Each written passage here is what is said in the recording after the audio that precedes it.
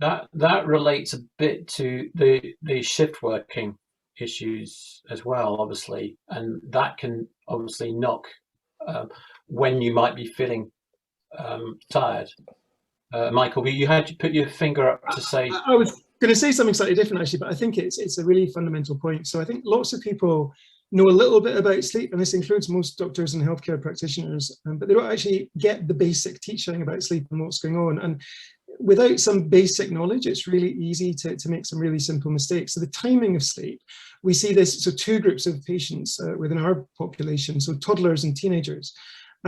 We all have a time that is the right kind of time for us to fall asleep. And the way that sleep is regulated, there are lots of different things that tie into it. So the longer we've been awake, the more we need to sleep. But superimposed on top of that, there's the signaling coming from our body clock in our brains that's trying to tell us when we're meant to be awake and when we're meant to be asleep. And we need those two things to be in sync, to be awake and to be asleep at the right times. Because sleep pressure builds up through the day. In the evening time, our brains are sending quite a strong signal to keep us awake. So that bit of the brain that's saying you are meant to be awake just now, for all of us just now, is probably quite strong. And even if you have been awake and you've acted, if we sent an adult to bed just now, unless they're massively sleep deprived, they would probably find it quite difficult to fall asleep right now.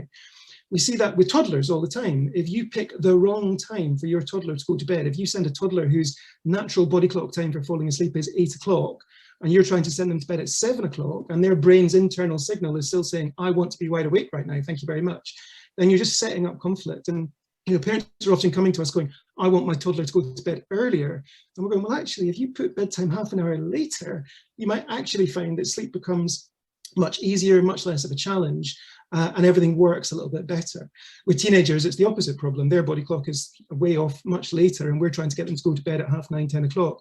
And again, it's that kind of getting the balance right makes a big difference. So understanding those kind of real basic bits about how sleep physiology works is one of the ways that we kind of help people to try and think about it. And it's a bit of a shock to many people, all those bits and pieces. The other thing that ties into, I'll shut up in a second. The other thing that ties into it that I don't think people appreciate often enough is that it's normal to wake up. We all wake up multiple times every night and we settle back into sleep. And usually we're not awake long enough to remember. Young kids haven't quite learned the skill yet of falling back to sleep. So that's why young kids tend to disrupt the sleep of their parents much more. But we saw, again, the impact of anxiety, COVID and all the rest of it. When you first go to sleep, you get that really deep quality sleep right at the beginning. Well, it's all good quality, but the deep sleep right at the beginning, which means as the night goes on, when you have those natural wake points, you're much more likely to be awake and struggle to get back to sleep compared to earlier in the night. And that's where things like breathing exercises, mindfulness techniques, if you've built these kind of ways to help your brain to train to fall asleep, then reusing those things in the middle of the night is often a really helpful way to help your brain get back into sleep. But it all comes back to that really basic understanding of what's going on that we just don't talk enough and teach people enough about. Brilliant. Absolutely fantastic, Michael. Thanks for that.